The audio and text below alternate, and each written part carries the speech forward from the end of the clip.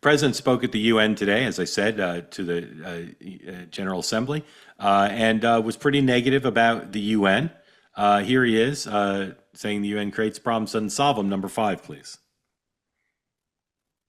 Not only is the UN not solving the problems it should, too often, it's actually creating new problems for us to solve. The best example is the number one political issue of our time, the crisis of uncontrolled migration. It's uncontrolled. Your countries are being ruined.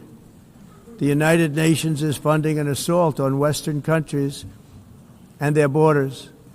In 2024, the UN budgeted $372 million in cash assistance to support an estimated 624,000 migrants journeying into the United States. Think of that. The UN is supporting people that are illegally coming into the United States, and then we have to get them out. The UN also provided food, shelter, transportation, and debit cards to illegal aliens. Can you believe that? On the way to infiltrate our southern border. Millions of people came through that southern border. Just a year ago, millions and millions of people were pouring in, 25 million altogether over the 4 years of the incompetent Biden administration. And now we have it stopped, totally stopped. In fact, they're not even coming anymore because they know they can't get through. But what took place is totally unacceptable. The UN is supposed to stop invasions, not create them and not finance them.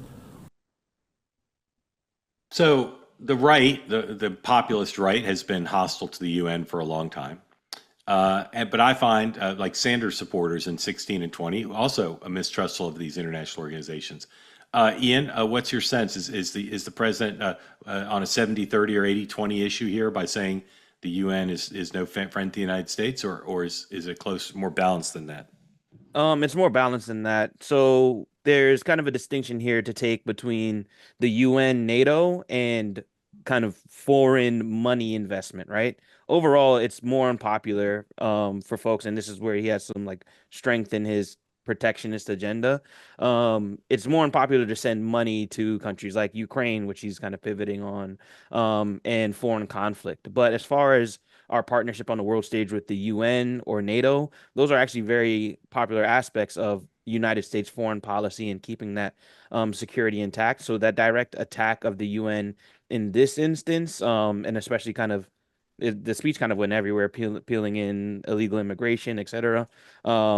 I don't think is going to play as a 70-30 or 80-20. I think it'll probably be split on partisan lines. Kristin, I bet you that the Republican nominee for president in 2028 is more anti-UN than even President Trump, whether it's J.D. Vance or someone else. Is your party divided? You're just thinking about your party now. Are Republicans divided? Are there pro-UN Republicans left, or is everybody pretty anti at this point? I think you have to separate the original goal and intent of the UN versus what we see them actually do. And that's where I think you see a lot of even traditional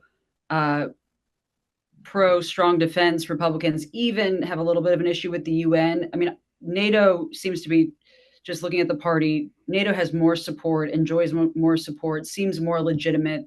But there have been resolutions and just certain things and funding that the UN has done that has caused skepticism amongst the party, even those in the party who are pro-defense, who are pro, free, global world order, not protectionism. So I can't imagine that the nominee will say, we want to have a strong UN presence. I would probably put more money on that the next nominee would say we're going to pull out of the UN, which I don't. I think that's where several Republicans probably stop because ultimately I think more want us to have that presence. We are the world leader. Without us there, there's an absence of a good leader. There's more, you have more of these rogue nations kind of running the tent without us there.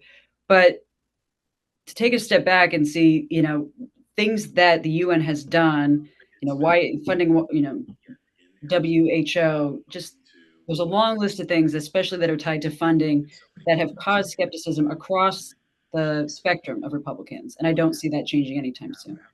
Really interesting.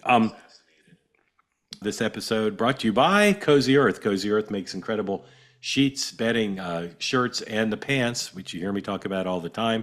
And we'd like you to be able to experience the comfort and joy of Cozy Earth products. The bedding comes with a 100-day money-back guarantee, 10-year warranty, but you won't need those. You'll want to keep it. Go to CozyEarth.com right now. Use the promo code TWOWAY. Save 40% off. 40% off the entire site. Couldn't be more comfortable. And as you heard me say before, you can wear the pants anywhere. I have another dinner tonight out. I wouldn't say it's super fancy, but it's a little fancy, and I'll be wearing the pants. And people just either not notice them or notice them and say how nice they look. Cozy Earth products are viscose made from bamboo. They're very breathable, very comfortable, but again, they look great, very soft. Go to CozyEarth.com right now. Use the code TWOWAY, 40% off the best pants, shirts, everything. And do a post-purchase survey. Tell them you heard about Cozy Earth right here. That'll help us out.